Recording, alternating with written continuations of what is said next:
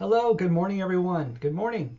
I wanted to get us on the same page heading into this last essay, this final stretch that we're on. We're preparing our rough drafts of Essay 4, and I know you're probably exhausted at this point in the semester. I completely understand. But hang in there. Hang in there. You are almost there. Okay, so with this essay, if you run into any trouble, just message me. And what we're looking for is I allow you to choose your own topic as to ease the process, your way into this stuff. Right? You need to make a unique argument about some current issue. It can be anything. It can be, let it be related somehow to the humanities, right? So what I mean by that is don't make an argument that belongs in the realm of entertainment only, or don't make an argument that involves a very maybe a science type of discipline, right? Chemistry, like I gave the examples. I believe I said that in an announcement.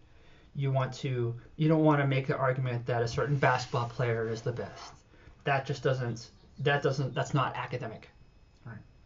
So you take a look at any current issue, right, and try to make a unique argument about it. Add to the conversation. Don't regurgitate what someone else has said. When you find sources, use them as context to support your ideas, right? You want to frame your language as the focal point. So when you use in-text citations, don't put them in places of power. And what I mean by that are the last sentence in a paragraph, or the last couple of sentences in your entire essay, or your in thesis position at the end of your introduction, right?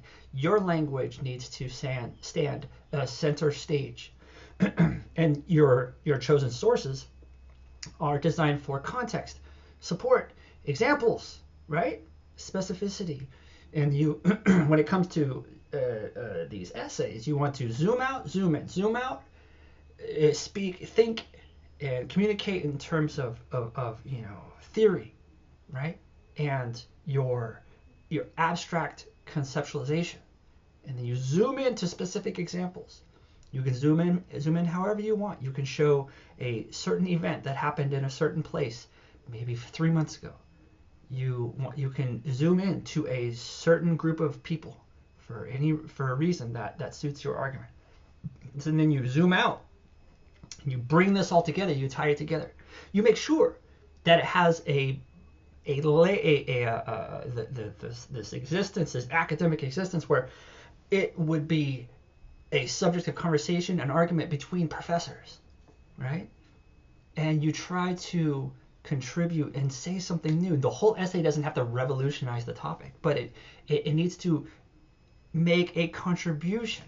That's the whole idea of this thing, right? So if you keep writing, you'll see, and try to maybe get something published someday, you have to make a contribution, right? You want to push the ceiling up.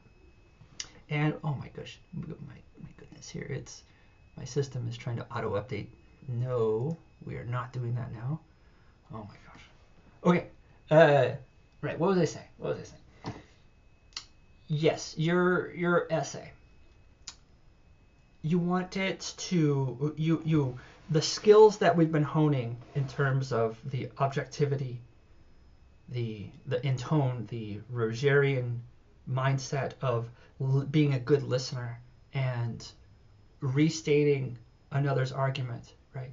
You want that to those are tools that you can apply once you are trying to make an argument, right? You're trying to make a unique argument. And the professionalism that we've been trying to harness through the semester, I want you don't lose that. Okay? So when you go into persuasive language, don't lose that professionalism. Don't lose that open-mindedness, right?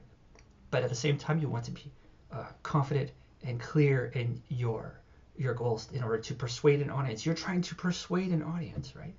And I asked you to read the stuff about like rhetorical triangle and the rhetorical appeals.